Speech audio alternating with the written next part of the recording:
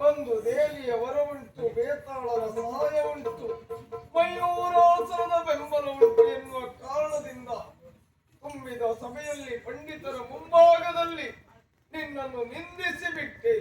ಪರಿಣಾಮವಾಗಿ ರಾಜ ಕೋಶಾದಿಗಳನ್ನು ಕಳೆದುಕೊಂಡೆ.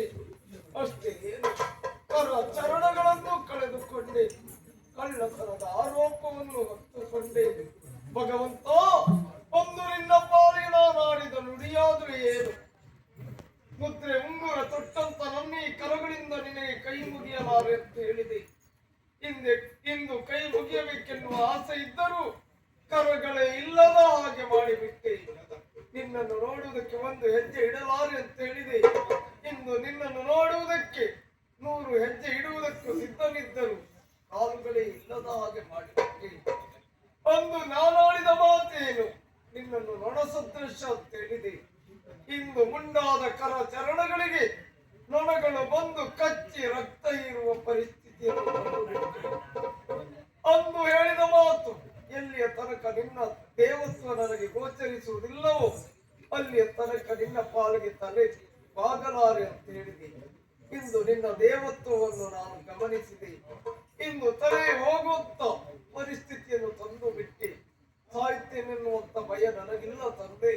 ಸಾಯುವ ಪೂರ್ವದಲ್ಲಿ ಒಮ್ಮೆ ನಿನ್ನ ನೋಡಬೇಕೆನ್ನುವ ಆಸೆ ಆಗ್ತಾ ಇದೆ. ಇನ್ನು ಮುಂದೆ ಈ ವಿಕ್ರಮನ್ನು ಉಳಿಸುವುದು ಬಿಡುವುದೋ ನಿನಗೆ ಬಿಟ್ಟಿದೆ.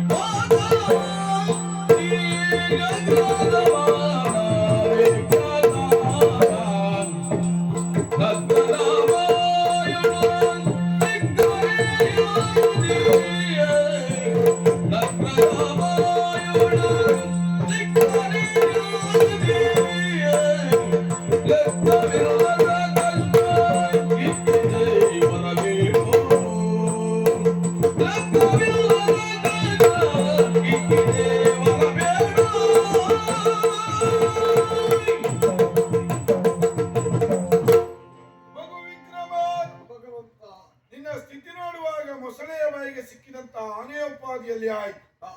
ಒಂದು ಕಾಲದಲ್ಲಿ ಉಜ್ಜಯಿನಿಯ ಚಕ್ರವರ್ತಿಯಾಗಿ ಮಯೂರಾಸನವನ್ನು ಏರಿ ರಾಜ್ಯಭಾರ ಮಾಡಿದಂತಹ ನೀನು ಇಂದು ತಿಪ್ಪೆಯ ತಿರುಕನ ಹಾಗೆ ನಿನ್ನ ಪರಿಚಯವೇ ಸಿಗದ ಹಾಗೆ ಮಾಡಿದವನು ನಾನಿದ್ದೇನೆ. ಅಂದು ದ್ವಾದಶ ಕಾಲದಲ್ಲಿ ನಿನ್ನ ರಾಶಿ ಚಕ್ರವನ್ನು ಸೇರುವುದರ ಜೊತೆಯಲ್ಲಿ ನಾನಾ ವಿಧವಾದಂತಹ ಕಷ್ಟ ಕಾರ್ಪಣ್ಯವನ್ನು ಕೊಟ್ಟೆ. ಯಾವುದಕ್ಕೂ ಅಂಜಲಿಲ್ಲ, ಅಳುಕಲಿಲ್ಲ. ಇನ್ನೇನು ತನ್ನ ಪ್ರಾಣ ಪಕ್ಷಿ ಹಾರಿ ಹೋಗುವಂತಹ ಸಂದರ್ಭ ಭಗವಂತ ನಿನ್ನನ್ನು ಕಾಣಬೇಕು ಎನ್ನುವ ಹಾಗೆ ಹಂಬಲಿಸಿದೆ ಕಂದ. ನಿನ್ನದಾದಂತಹ ಸತ್ಯ ಸದ್ಗುಣಗಳಿಗೆ ಮೆಚ್ಚಿದಂತಹ ನಾನು ಪದ್ಮಾವತಿಯ ಶಯನಾಗಾರದಲ್ಲಿ ಬ್ರಾಹ್ಮಿ ಮುಹೂರ್ತದಲ್ಲಿ ಕಾಳಿಯ ಆಲಯದಲ್ಲಿ ಶಾಂತ ಮನಸ್ಕನಾಗಿ ಗೋಚರಿಸಿದ್ದೇನೆ. ಏನ್ ಬೇಕು?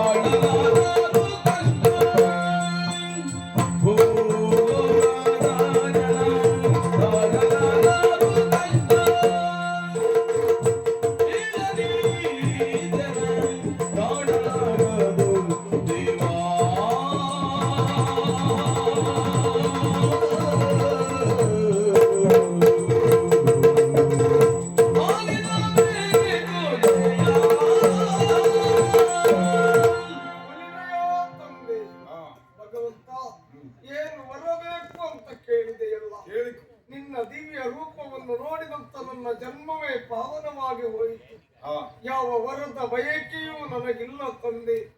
ಆದರೆ ನನ್ನ ಪ್ರಜೆಗಳಿಗಾಗಿ ಒಂದು ವರವನ್ನು ಕೇಳುತ್ತೇನೆ. ಮುಂದಿನ ಮಾನವರ ಆಯು ಪ್ರಮಾಣ ಎನ್ನುವುದು ಕುಂಠಿತ ಆಗುತ್ತದೆ. ನನ್ನನ್ನು ಕಾಡಿದ ಹಾಗೆ ಇಷ್ಟು ದೀರ್ಘವಾಗಿ, ಇಷ್ಟು ಕಠಿಣವಾಗಿ ಅವರನ್ನು ಕಾಡಬಾರದೆನ್ನುವುದೇ ನಾನು ಕೇಳುವ ವರ ತಂದೆ. ಎಲ್ಲ ವಿಚಾರ ಅವಯವಗಳನ್ನೆಲ್ಲ ಅನುಗ್ರಹಿಸಿದ್ದೇನೆ.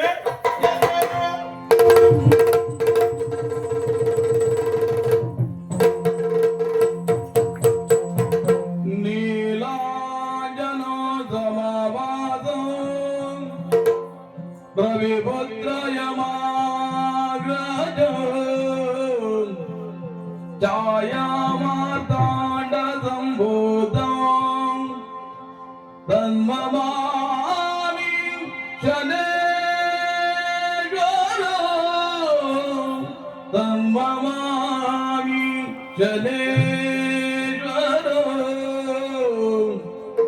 ದೇವಾನ್ ದೇವಾನ್ ದೇವಾನ್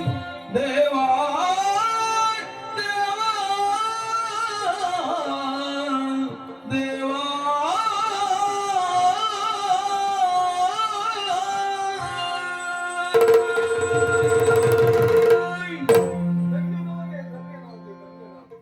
ನನ್ನದಾದಂತಹ ಈ ರೂಪವನ್ನು ಕಂಡಂತಹ ನೀನು ದೈನ್ಯತೆಯ ಭಾವವನ್ನು ವ್ಯಕ್ತಪಡಿಸ್ತಾ ಇದ್ದೀಯಾ.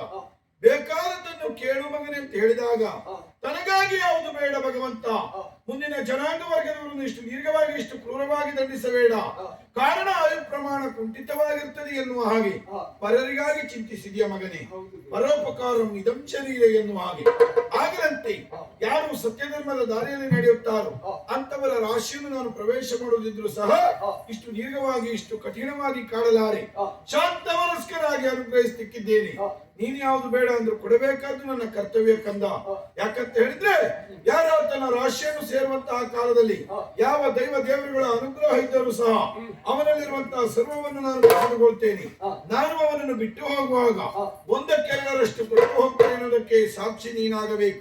ಒಲಿದು ಬಂದಂತಹ ಸಂದರ್ಭ ಇದ್ಯಾವುದು? ಉದಯ ರವಿಯ ಪ್ರಥಮನೇ ಸರಿ ಮೂರಮೆಯನ್ನು ಚುಂಬಿಸುವಂತಹ ಈ ಪ್ರಾತಃಕಾಲದಲ್ಲಿ ಪ್ರತ್ಯಕ್ಷನಾದಂತಹ ನಾನು ಅನುಗ್ರಹಿಸುತ್ತೇನೆ ಅನುಗ್ರಹಿಸುತ್ತೇನೆ ಅನುಗ್ರಹಿಸುತ್ತೇನೆ. ಕಳೆದುಕೊಂಡಂತಹ ರಾಜ್ಯ ಬೊಕ್ಕಸ ಭಂಡಾರವನ್ನೆಲ್ಲ ಅನುಗ್ರಹಿಸಿದ್ದೇನೆ. ರಾಜ ವಿಕ್ರಮಾದಿತ್ಯ ಎನ್ನುವಂತಹ ಕೀರ್ತಿ ಲೋಕಮುಖದಲ್ಲಿ ಹಬ್ಬಲಿಕ್ಕಂತ. ಏನ್ ಮಗು ನೀನಂತ ನಡೆಯಾದಂತಹ ತಲೆಯನ್ನು ಕಡಿಬೇಕೇನಾದ ಮುಂದಾಗಿ ನಾನು ದೊಡ್ಡ ತಪ್ಪು ಮಾಡಿದ್ದೇನೆ. ನನ್ನನ್ನು ಕ್ಷಮಿಸಬೇಕು ಪರಮಾತ್ಮ, ಕ್ಷಮಿಸಬೇಕು. ಇಲ್ಲಿ ಪಾತ್ರಧಾರಿ ನೀನು, ಸೂತ್ರಧಾರಿ ನಾನಿದ್ದೇನೆ. ವೆಚ್ಚಿಸಬೇಡ, ಧರ್ಮದಿಂದ ಬದುಕು.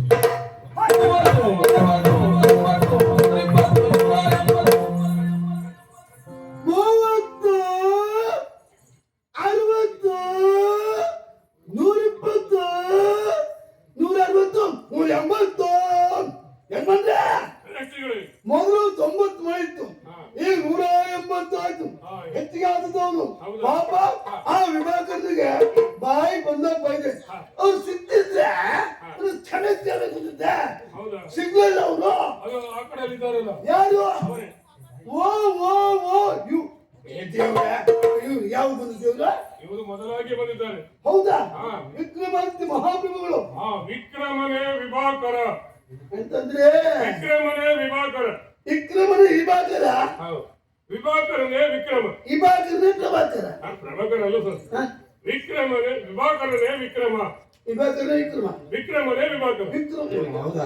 ಏನಂದ್ರೆ ಹೀಗೆಲ್ಲ ಆಗುವುದಕ್ಕೆ ಕಾರಣ ಉಂಟು. ಆ ಶನೇಶ್ವರನ ಪೀಡೆಯಿಂದಾಗಿ ಹೀಗೆಲ್ಲ ಆದದ್ದು. ಹೌದಾ? ಅವ್ನು ಏನ್ ಬೇಕಾದ್ರೂ ಮಾಡ್ತಾನ, ಏನ್ ಬೇಕಾದ್ರೂ ಕೊಡ್ತಾನ.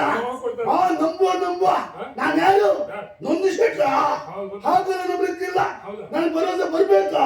ಒಂದು ಬರ ನೋಡಿ ಅವ್ರು ಸಿಕ್ತಿದ್ರೆ ಕೆಲವು ಬೇಡಿಕೊಂಡಿವ. ಹೌದು. ಹಾಗಾದ್ರೆ ಒಂದು ಸುತ್ತಿನ ಈಗ